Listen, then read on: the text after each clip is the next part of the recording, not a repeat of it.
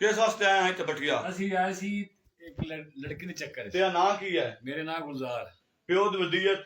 ਦੋਸਤ ਮੁਹੰਮਦ ਜ਼ਿਲ੍ਹਾ ਕਿਹੜੇ? ਅਫਜ਼ਲ। ਆਸਾ ਪਿੰਡ ਕਿਹੜੇ?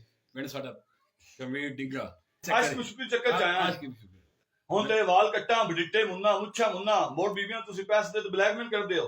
ਤੇਰਾ ਸੌਣਾ ਕਰਨਾ ਚਾਹੀਦਾ ਨਾ, ਵਾਲ ਕੱਟਣੇ ਚਾਹੀਦੇ, ਬਡਿੱਟੇ ਮੁੰਨਾ ਚਾਹੀਦੇ। ਇੰਜੀ ਸਜ਼ਾ ਸਹੀ ਬਣਦੀ ਤੇਰੀ। ਬਿਲਕੁਲ ਇੰਜੀ ਉੱਚਾ ਬੋਲ। ਇੰਜੀ ਬਿਲਕੁਲ ਕਰਨੀ ਚਾਹੀਦੀ ਹੈ। ਬਿਲਕੁਲ ਇਹ ਮਾਫੀ ਦੇਣੀ ਚਾਹੀਦੀ। ਮਾਫੀ ਹੋਣ ਸਾਨੂੰ ਮਦਦ ਹੋਣੀ ਤੇ ਪਾਕਿਸਤਾਨ ਦੀ ਸਾਰੀਆਂ ਤੇਰੀਆਂ ਮਾਵਾਂ ਭੈਣਾਂ ਇਸ ਤੋਂ ਬਾਅਦ ਹੈ ਨਹੀਂ ਕੋਈ ਨਾ? ਨਹੀਂ ਬਿਲਕੁਲ ਪੂਰੇ ਪਾਕਿਸਤਾਨ ਦੀ ਹਰ ਧੀ ਭੈਣ ਤੇਰੀ ਸਵਾਈ ਦੁਲਾਵਾ ਸਾਈਆਂ ਤੇਰੀਆਂ ਭੈਣਾਂ ਹੈ ਨਹੀਂ ਕੋਈ ਨਾ? ਬਿਲਕੁਲ ਬੇਸ਼ੱਕ ਭੈਣ ਨਜ਼ਰ ਚ ਵੇਖੇਗਾ ਬਿਲਕੁਲ ਤੇ ਬਗੈਰਤੀ ਨਜ਼ਰ ਚ ਵੇਖੇਗਾ। ਨਹੀਂ ਨਹੀਂ ਅਗਾਂ ਤੋਂ ਬਲੈਕਮੇਲ ਕਹੇਗਾ ਬੀਬੀਆਂ 3.5 ਲੱਖ ਦੇ ਦੇ। ਨਹੀਂ ਨਹੀਂ ਹੈ ਨਹੀਂ ਕਰਾਂ ਕਰੇਗਾ ਬਲੈਕਮੇਲ? ਨਹੀਂ 3.5 ਲੱਖ ਕਿਉਂ ਦਿੱਤਾ ਜੀ?